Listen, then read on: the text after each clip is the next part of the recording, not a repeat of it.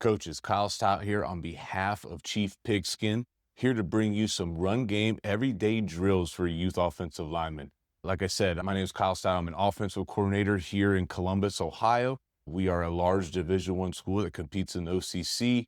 I love this topic for today, and I'm glad that you found it. This past spring, we sat down with all of our youth coaches and we talked to them about how can we help you? How can we vertically align our community together to be better?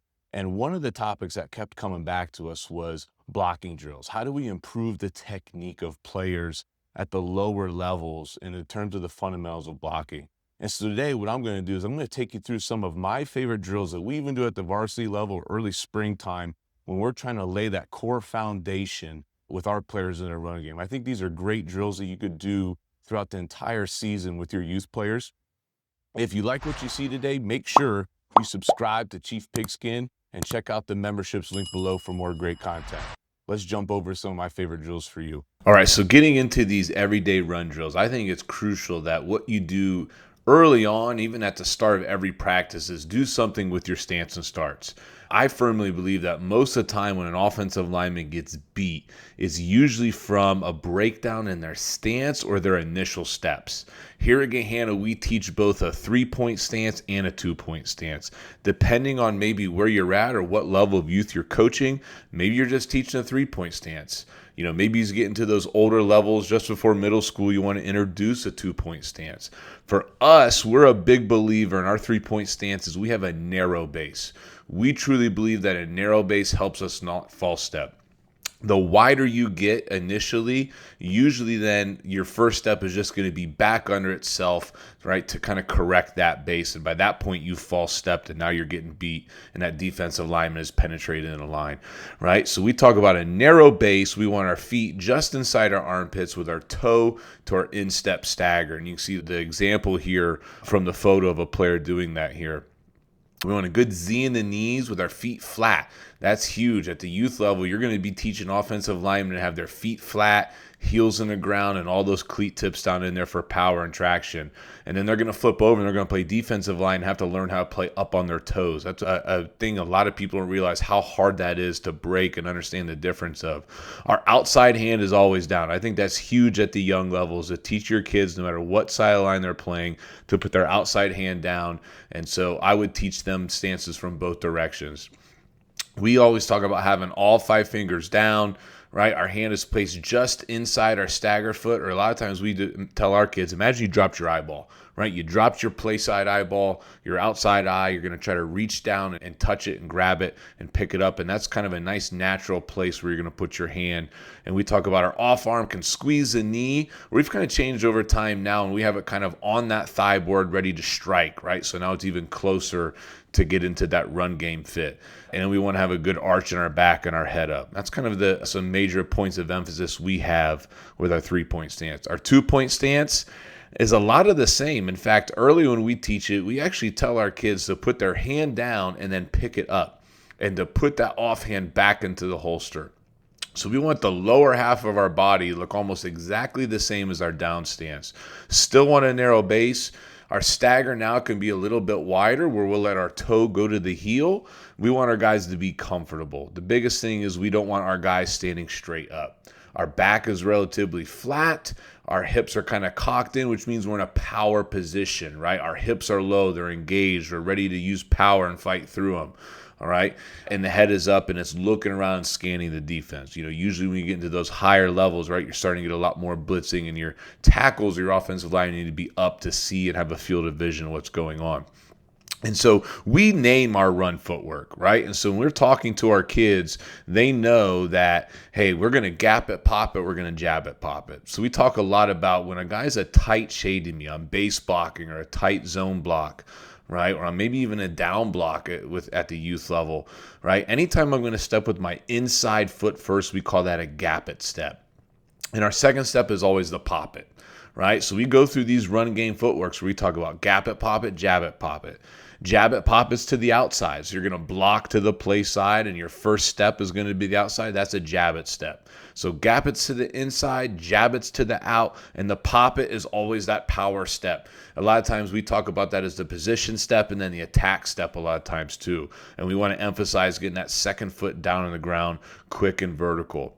When we have to block a guy who's a little bit on a wider angle, maybe it's a reach block. Maybe I'm the backside climbing up to the second level. Now we talk it as a lead it step. And so now our guys understand by naming this footwork how they're different versus tighter shades, wider shades, but the pop it stays the same because we're always trying to get that second step down and not crossing over. And so every practice early on, I would suggest you start off with stance and start. You're coaching that stance, you're coaching the start. Here our guys are working their gap it or their jab it, pop it, depending on their stance. At your level, you're probably going to make them work both because you want them at the youth level to learn how to be in both stances with their hand down and get used to that run footwork. So this is tighter footwork. It's a more vertical run game for us. We just open up with a nice gap it, pop it, or jab it, pop it. And we do this on the line because we want our guys to know that 4 to 6 inch power step, that second step's going to get you right over the line. Early on, you might even go ahead and have your kids take those steps and then stop and see where they're at. I find with youth guys that lets you really know. You get these big exaggerated steps and now they have a visual that they realize that they overstrided and took too big of a step. Here we are going into our lead it progression now. So now our guys are blocking a little bit more on the angle, right? So that position step is having to work to a guy a little bit wider, and we're still emphasizing trying to get the pop it step down in the ground vertical so we don't cross over and get squeezed down. So we'll go through this gap it, pop it. We'll go through jab it, pop it. We'll do this on boards if you have boards or under a sled. We'll add our poles into this too. And this could be a really quick drill where you have everybody gridded up and you get through this in 5 minutes and you're just laying that groundwork of your run game. Next thing we like to do is get into fitted progressions. We're going to already have our guys with their inside leg up or their outside leg up, and we're learning how not to false step. How do I have that foot anchored in the ground and transfer power, right? So you can see this is Jake. He's working, his foot's up. He's not false stepping, right? And we talk about with our guys having a good body position. I think that's huge, right? Your stance, your steps, learning how to bend and move your body and stay in a good power position. We talk with our guys about their feet always moving sooner, quicker, and wider like quick pistons, right? Our elbows are under, our thumbs are up. We want to squeeze our armpit hairs is the visualization that we give to our guys in blocking into the run game, right? So any type of fitted progression.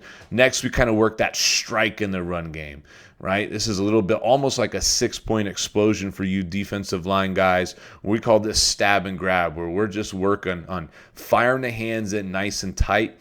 I like these bags that have the grip to grab onto. I like the youth level pads that have some flex to them, right? I don't like anything that's too narrow or too big because then it's not realistic to the body. And we always use med balls a lot too. Next, getting your guys used to moving in space. So this is big man syndrome for us, right? So right now we got Alex here. He's working a gap it, pop it, run footwork. So you're getting some carryover of your run footwork from before. And now he's learning how to move on space. So this is kind of simulating blocking on the second level. So he's going to get vertical to coach as quick as he can and read his eyes. Coach is going to give him a cue to which linebacker to block, and he's going to dip and grab a bite and finish on the second level. It's really important that offensive linemen, as they run, they're going to get tall. So right before that point of contact, they got to reestablish their center of gravity and dip and grab and bite so now they can have a base too, right? So they don't get shocked and shed and kind of thrown by those linebackers. This is great because you can work regular run game footwork to it. Here's Jake doing the same thing, finishing with a nice wide base. You could also work pulls, right? If you're a team that's going to pull a lot, this is a great opportunity to simulate pulling and getting vertical and getting ready to read and react on that second level. So I really love all the different ways you could put your kids in a situation to block in space, which is really hard for offensive linemen. The next thing is winning from defeated positions, right? So we call this finish change. There's going to be times that you come off the line of scrimmage and your hands are wider than the guys, right? He claimed your chest. So we're learning how to wipe the hands back inside and reclaim chest and now finish and strain. So it's a good little finish drill. It's a good little when things don't work right. How do I get my hands back inside and win that rep? Or how do I break a stalemate that happens on the line of scrimmage too? The next thing is Z drill.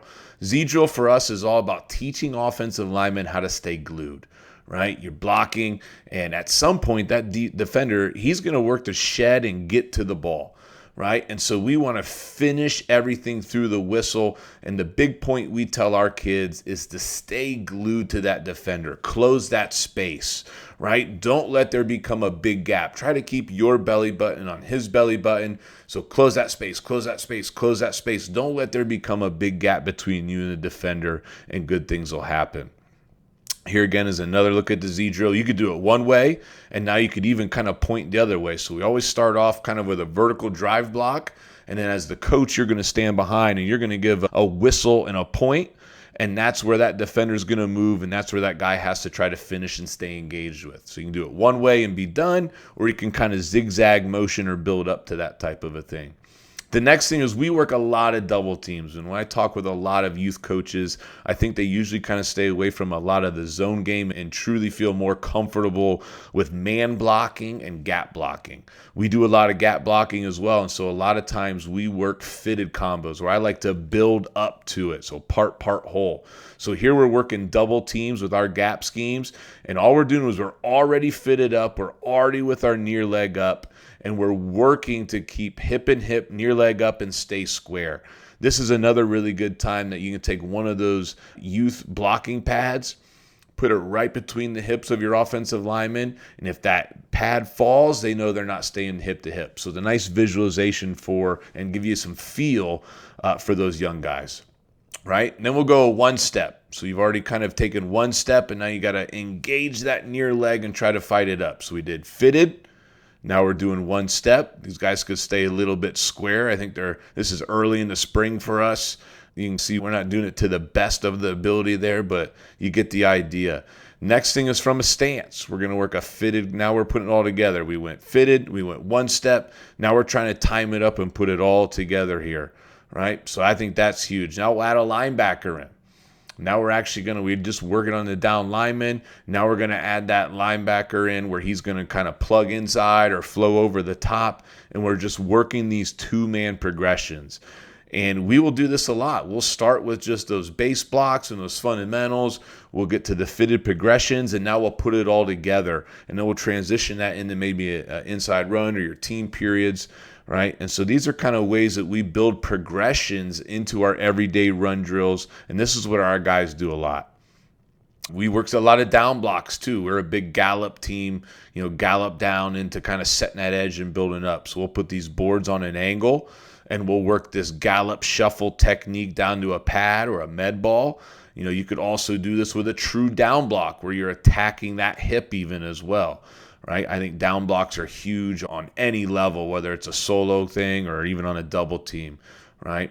Here's another example of the Gallop drill, right? We're staying square, right? We're forearm, shoulder, right? Depending on where you're at. Right? These are some of my favorite youth drills that I would suggest anybody does, right? And then these are kind of core things. And as you get going, right, the beautiful thing is sometimes you could take drills and make them the same, right? You could take a run footwork drill and incorporate that into a drill, or a pull drill that incorporates into a finish drill. Coaches, I want to thank you for checking out Chief Pigskin. Make sure you subscribe. Make sure you check out the memberships. I hope you found today's video educational, and I hope you have a great season. I hope you build some bulletproof O-linemen in the run game.